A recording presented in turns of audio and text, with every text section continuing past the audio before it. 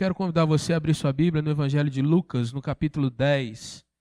E nós vamos ler um texto que eu creio que você conhece muito, mas um texto que tem algumas coisas para nos ensinar e nos lembrar nessa manhã. Lucas 10, de 38 a 42.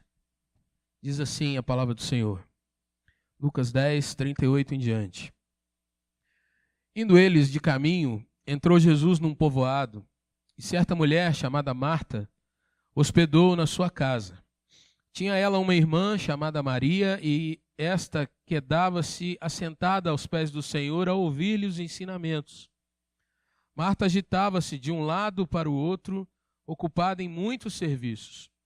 Então se aproximou de Jesus e disse: Senhor, não se importas de que minha irmã tenha deixado que eu fique a servir sozinha? Ordena-lhe, pois, que venha ajudar-me. Respondeu-lhe o Senhor: Marta, Marta, andas inquieta e te preocupas com muitas coisas. Entretanto, pouco é necessário, ou mesmo uma só coisa. Maria, pois, escolheu a boa parte, e esta não lhe será tirada. Meus irmãos, há um hábito do brasileiro, principalmente visto na época do carnaval, que é o de fazer aquilo que dá na telha. Ele passa a época do carnaval sábado, domingo, segunda, terça, e celebra, viaja com família, vai para acampamentos, vai para questão de curtir o carnaval, ouvir todo tipo de insanidade, beber, ele se joga.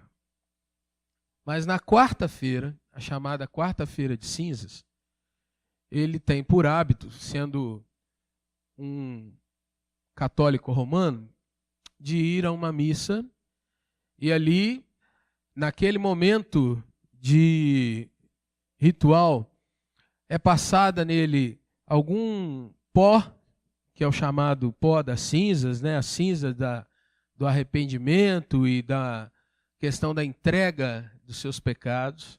E ele sai daquele ritual, então, com a garantia de que tudo o que ele fez naqueles dias foi apagado. Ou seja, a festa da carne, carnavales, serve para que a pessoa possa se entregar aos seus prazeres, aos seus desejos, ao seu consumo, à sua autonomia, faça o que bem estiver na cabeça.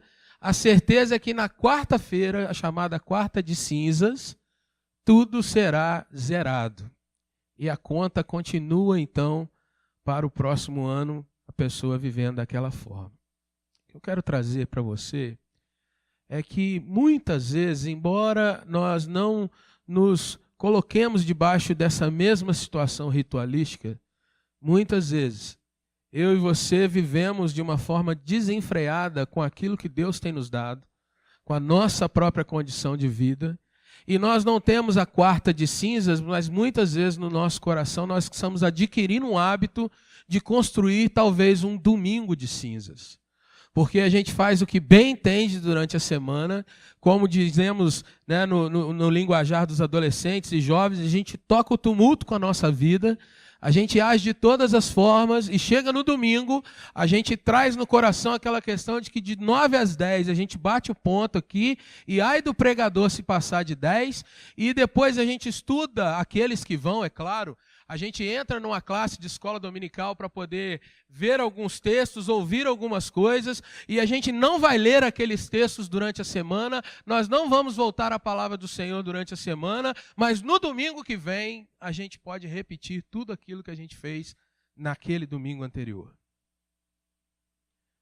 Eu queria chamar a sua atenção para hoje, como você lida com a presença de Deus. Como você lida com o estar na casa de Deus. E como isso se reflete nos seus dias, de segunda a sábado. Como você lida com a questão do tempo que Deus tem te dado, com os talentos que Deus tem te dado. Como você enxerga esse momento que nós estamos tendo agora aqui. Queria que você olhasse para o seu texto. porque você vai ver Jesus num episódio que é bastante marcante.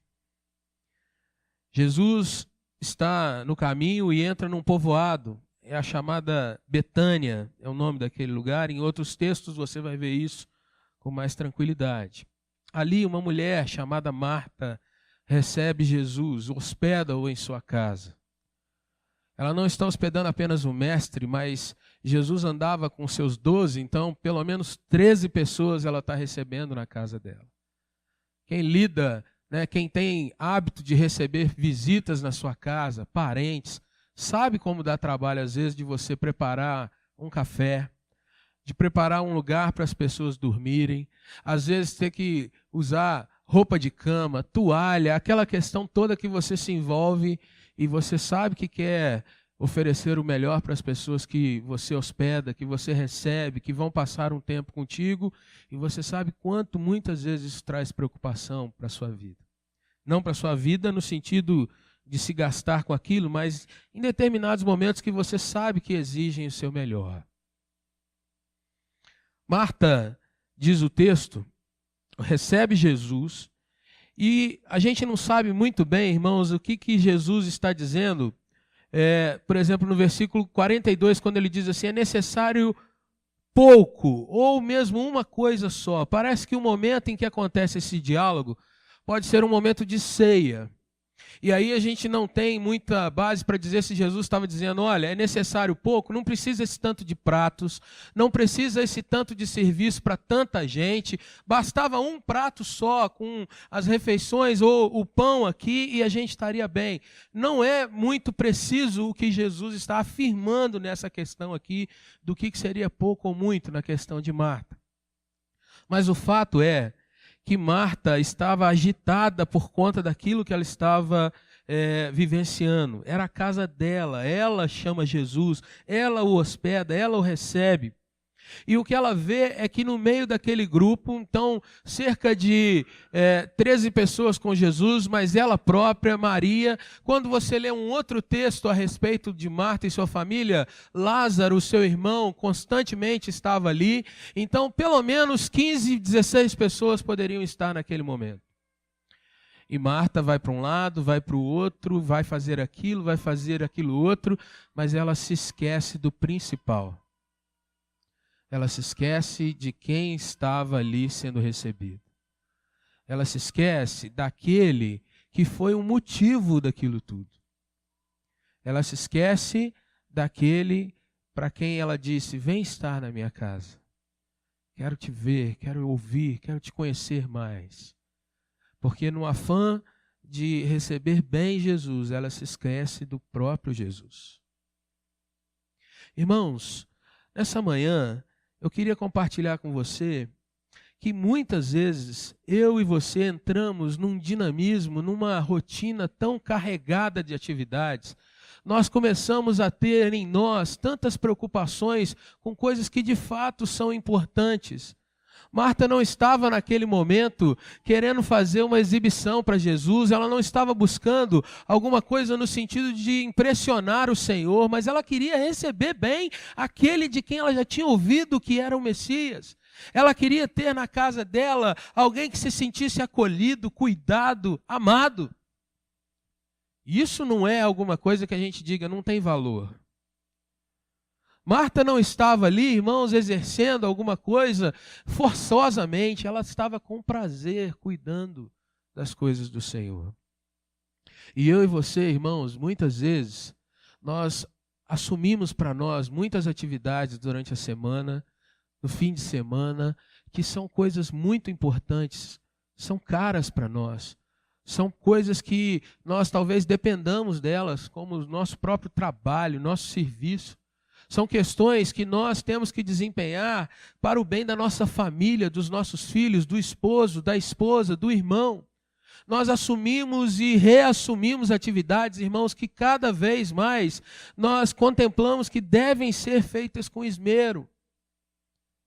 Porém, há uma questão nesse texto que mostra que o Senhor também tem para nós coisas que vão não só nos trazer alegria, como vão trazer o prazer, o belo, o ensino, a motivação, o enriquecimento, o fortalecimento para que nós venhamos a desempenhar aquelas outras coisas que talvez nem tenham esse aspecto do belo, do gostoso, que é o trabalho, que é o afazer, que são as funções nossas.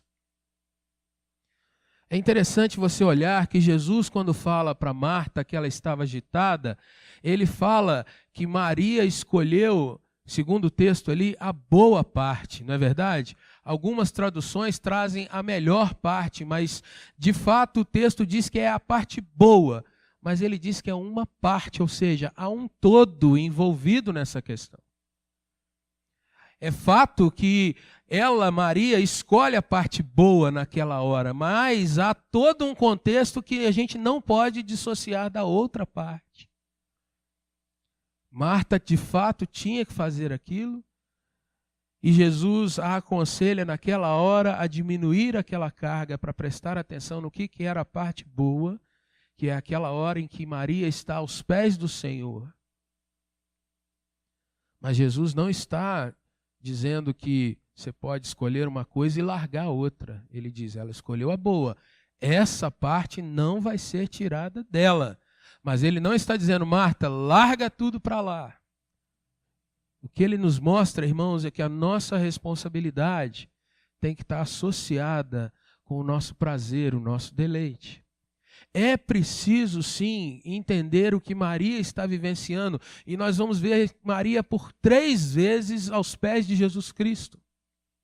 Nesse texto, depois você vai no Evangelho de João, no capítulo 11, quando Lázaro morre, quando Jesus chega para entender aquilo que estava acontecendo e ressuscitar Lázaro, que era o plano dele, Maria se lança aos pés de Jesus também.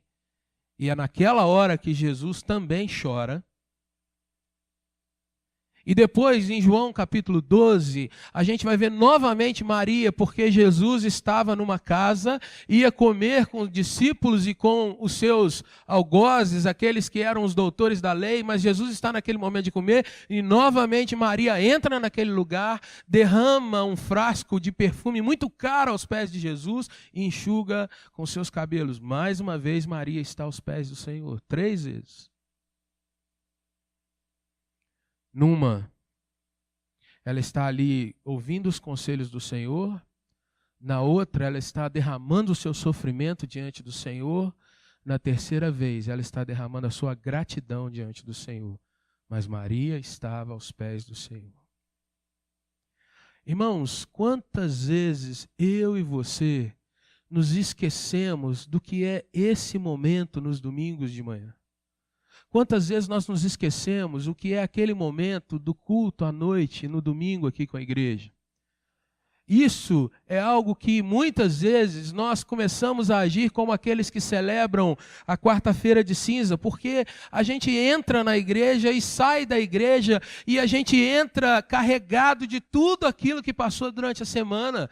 A discussão que eu tive com o esposo ou a esposa, o problema com o emprego, a dor de cabeça da minha saúde, eu trago a falta de pagamento de alguma conta e eu entro nesse lugar dizendo, Senhor, agora é a tua vez, faz a tua parte, joga cinza, e eu saio daqui e volta todas as preocupações, e eu nem levo Jesus para comigo, para que eu possa me assentar aos pés dele, e nem trago, irmãos, de fato, um espírito que vem quebrantar-se, vem se colocar diante do Senhor, dizendo, eu preciso de ti, e não daquilo que o Senhor faz.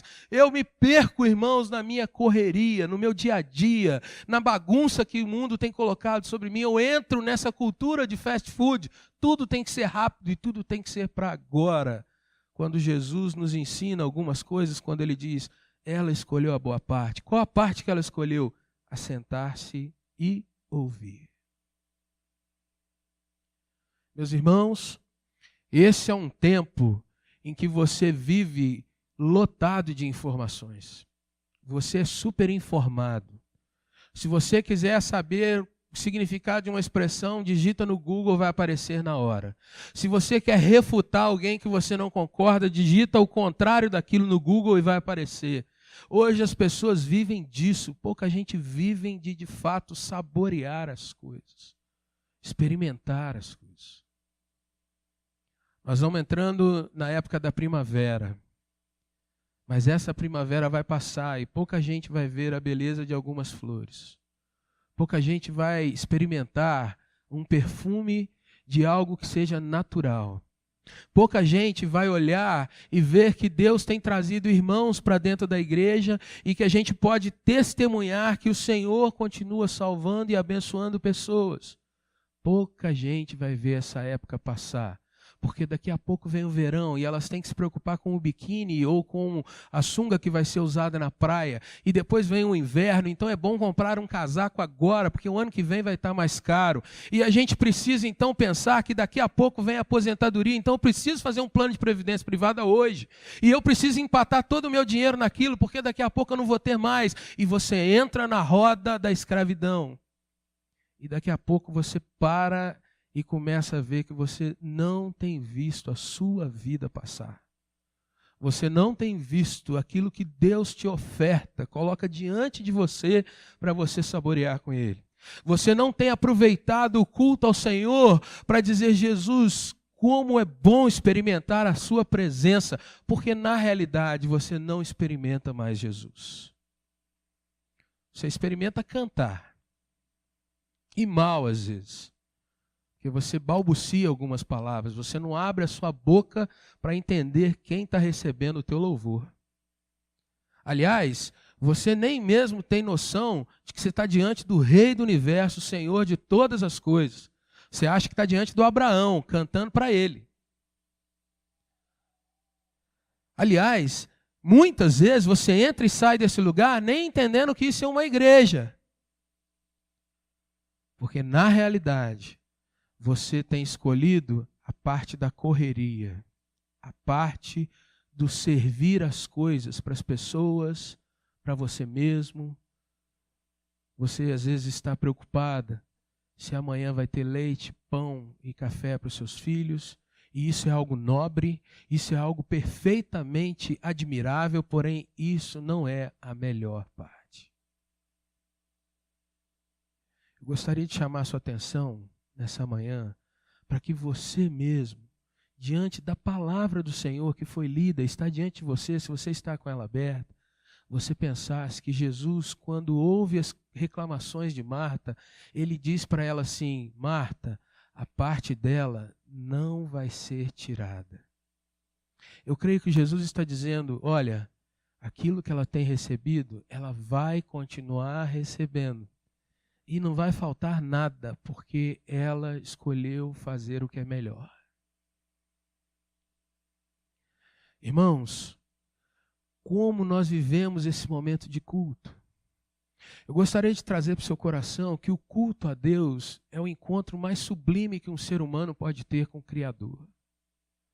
Mas ao mesmo tempo, esse culto pode se tornar tão raso e pode se tornar tão mecânico, que ele vai se tornando feio, cansativo, vai se tornando aquele negócio meio enferrujado. E à medida que o tempo vai passando, a gente se acostuma com aquilo e a gente passa a enxergar naquele ritual apenas uma forma da gente se desfazer dos nossos pesos, cumprir a minha parte, está entregue, está dado aí, toma aí, Senhor, para a tua glória e até logo. Quando eu me lembro que o culto a Deus é uma oportunidade de eu me deliciar com Jesus, na obra que Jesus já fez por mim, não naquilo que eu espero que Ele vai fazer, naquilo que já foi feito. Eu sou salvo, eu posso morrer aqui agora, que o meu nome está escrito no céu. Eu posso passar por qualquer prova que nada vai me separar do amor de Jesus. Eu posso conviver com as pessoas mais chatas desse planeta, porque a pessoa de Cristo inunda o coração. Mas se eu começo a perder isso de vista, irmão, eu começo a buscar em Jesus alguma forma de barganha espiritual.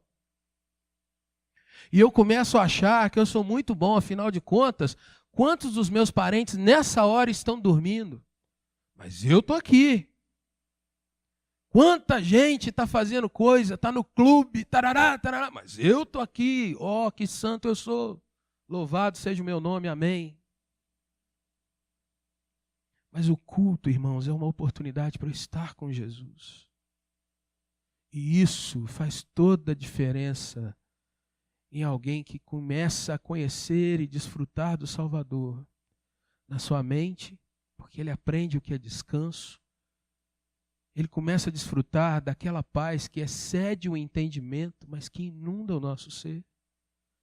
Ele começa a visualizar a cada dia que em todas as coisas Jesus está cuidando, Jesus está ali afagando, Jesus está nos trazendo, irmãos, o sentido de uma beleza que o mundo não conhece.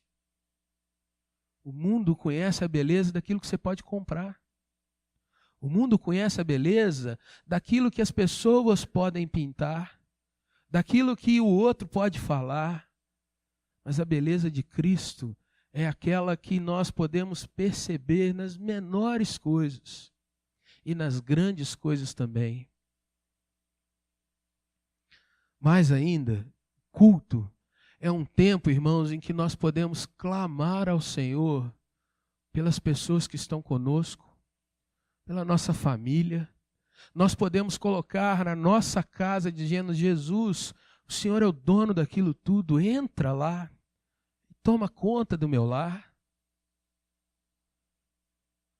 Mas muitas vezes, irmãos, nós entramos e saímos com aquela pressa. E eu não sei se você já teve essa experiência, mas eu nunca vi alguém fazer uma visita para uma pessoa e dizer: olha, são 2 horas, eu tenho até 2:10, faz o café, serve logo, eu vou te dar um abraço e até logo. Se você conhece alguém que faz visita assim, ou que recebe visita assim, me desculpe, mas tem alguma coisa que não bate, não é verdade? Mas veja que com Deus a gente faz isso. Senhor, é hoje. Senhor, o Senhor não está vendo o que está acontecendo? Perceba, irmãos, que nos nossos ministérios na igreja, nós entramos às vezes naquela correria de dizer: olha, essa semana eu fiz isso, aquilo outro, vamos terminar rápido porque eu preciso fazer alguma coisa que me dê paz. Você esqueceu de onde está a verdadeira paz. E você cobra. Ah, o fulano não fez isso, o Beltrano não fez aquilo. Jesus! Oi, Marta.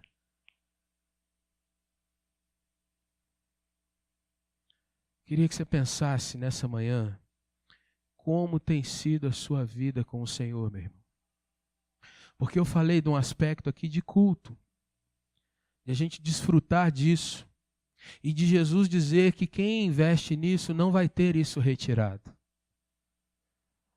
Mas eu não quero te machucar, mas ao mesmo tempo eu não quero diminuir a palavra do Senhor, e eu queria te perguntar o que você tem feito durante a semana com o tempo que Deus tem te dado.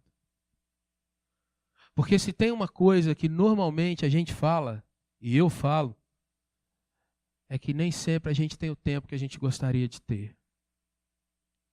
Porque a gente trabalha demais, e é uma verdade. Você está num país em que a economia de mercado te coloca as metas que são draculescas. Você está num país em que a mulher ela tem que ser a mãe que veste, a mãe que põe o cheiro, a mãe que troca de roupa, a mãe que lava a roupa, a mãe que põe comida na mesa e a mãe que ainda tem que ser bonita no fim do dia para o marido. E ainda falam, né, do movimento feminista que quer trazer essa igualdade, quando na realidade está pondo mais peso sobre as mulheres. Mas aí de segunda a sexta você se submete a tudo isso.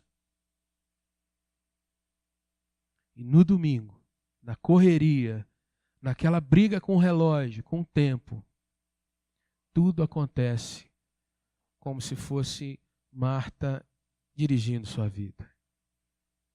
É difícil falar nisso, irmãos, mas eu não estou aqui para lançar culpa para você. Eu estou aqui para te lembrar que você está na presença de Jesus. E na presença dele, tudo pode ser transformado.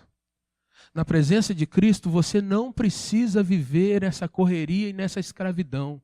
Na presença de Jesus, há libertação para você. Eu queria te chamar, meu irmão, minha irmã, para viver um tempo de culto em que você pode esquecer o irmão, a pessoa que está do seu lado, por mais que seja muito cara para você, mas você pode estar na presença do Senhor e Ele te lavar de cima e embaixo várias vezes, Ele pode repintar o quadro, Ele pode te dar nova alma, novo coração. Eu estou te chamando, meu irmão, para você sair dessa loucura e se lançar aos pés do Senhor. Eu vim falar para você que Jesus tem te convidado para algo muito mais sublime do que esse culto batido, essa questão de repetição, essa coisa de que a gente parece que está experimentando melhor, mas na realidade a gente fica em dúvida, porque a gente não vê na nossa vida aquela tranquilidade, aquela paz, a gente não vê nas nossas coisas aquela sensação de que está livre. Você só vai encontrar nisso. Vai encontrar isso quando você de fato buscar o Senhor e dizer: Deus, preciso te experimentar mais. Eu preciso, Senhor, que o Senhor me lance aquela paz que a tua palavra fala, mas ninguém sabe descrever. Eu preciso, Senhor, ter tempo para ti, me ajuda a ter esse tempo. Preciso, Deus, começar a orar mais durante a semana. Não para que o Senhor me dê um carro novo, ou uma cura de um câncer, ou uma viagem para algum lugar paradisíaco no fim do ano, mas eu queria orar, Senhor Deus, para te experimentar. Para ver o Senhor enchendo a minha casa com a tua beleza. Para ver Jesus quando eu abraço a minha filha. Para experimentar Jesus quando eu estou com a minha mãe. E ali juntos a gente se ama. E a gente se gosta, e não precisa haver mais nada, só a tua presença. Quando isso acontecer, irmãos, a gente vai entrar na casa do Senhor com um coração gigantesco aberto, dizendo: Deus, trouxe meu perfume para jogar aos teus pés. Porque o que você vai ter na mão é de fato um vaso com perfume. E não um carrinho de mão cheio de problema para chegar e despejar no altar do Senhor. Você vai prestar adoração. Você vai prestar alegria. E até as suas tristezas o Senhor já vai tomar antes e dizer: vamos cuidar disso, filho. Você vai orar porque você tem prazer na oração. E não porque você tem um monte de petição. As petições são válidas. Os problemas têm que ser tratados, as obrigações elas têm que ser cumpridas, as tarefas têm que ser terminadas. Mas você, se não for alguém voltado para esse mundo, você jamais vai abrir mão da melhor parte. Baixe sua cabeça e vamos orar.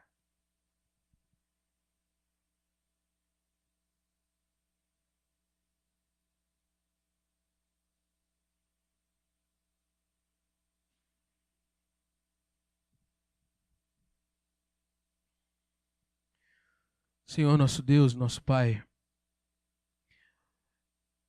nós ouvimos a Tua palavra, Senhor. E, ó Deus, que o Senhor nos ajude naquilo que nós não podemos ou não sabemos falar. Que o Senhor, ó Deus, aplique a Tua palavra a cada um dos Teus servos aqui da forma que Te aprouver, Senhor. Não conheço a realidade de todos os irmãos, Pai. Mas eu sei, ó Deus, que há muitos de nós aqui que as suas vidas, ó Deus, têm sido um belo de um fardo. Estão cansados, estão sobrecarregados, vivem, ó Deus, como se estivessem numa máquina. E, ó Pai, muitas vezes têm se perdido do objetivo e da vivência que nós podemos ter na Tua igreja. Porque, ó Deus, às vezes as suas vidas, ó Deus, estão sendo machucadas, estão pesadas, ó Deus, pelos fardos que têm que carregar do trabalho, dos problemas de família, das discussões, das inquietações, ó Deus, às vezes dos desejos do coração que não se satisfaz com aquilo que o Senhor tem dado. Ó Pai, eu quero te pedir nessa hora, opera, Senhor Deus, de fato um milagre nas nossas vidas, que é o de nós nos voltarmos para Ti, Senhor. Que, ó Deus, ouvir que há uma parte melhor, Senhor. E que essa parte, Deus, jamais vai ser tirada quando nós realmente nos colocamos às Tuas mãos. Eu oro, ó Deus, por aquele irmão, aquela irmã que tem vivido um evangelho, ó Deus, que é um evangelho pesado, tortuoso. Gente que tem carregado mágoa atrás de mágoa sobre outras pessoas. Que, ó Deus, não consegue liberar perdão e nem ser perdoado. Eu venho te pedir, ó Deus, por irmãos que estão carregando dores, porque às vezes se decepcionaram com uma questão lá atrás, há tantos anos, mas não consegue se livrar disso, ó Deus, porque isso parece que virou um pecado de estimação que é alimentado todos os dias. Ó Deus, trabalha com a vida dos teus servos nessa manhã. Venho te pedir, ó Deus, por aqueles que estão nessa roda viva. Pai, traz a lembrança de que o Senhor está com os teus braços estendidos. E que em ti, Jesus, há a possibilidade de tudo ser renovado, Pai. Porque as tuas misericórdias se renovam a cada manhã. E a gente, ó Deus, tem a oportunidade de ser renovado a cada manhã também. Ajuda a tua igreja, Pai. Deus, derrama sobre nós o óleo fresco da unção do Senhor. O refrigério de saber, ó Deus, que na manhã fria ou na manhã quente, nós somos sempre cuidados por ti, Pai. E eu te peço, ó Deus, que isso venha redundar num melhor relacionamento familiar, num melhor relacionamento com a igreja, mas principalmente, Senhor, num relacionamento vivo, lindo, ó Deus, na tua presença, ó Deus, experimentando de ti a cada dia. Abençoa os teus servos aqui, Pai. Abençoa a tua igreja. E faz, ó Deus, com que nós nos lembremos que Marta estava certa no que fazia, mas errada na sua mentalidade quando estava diante do Senhor.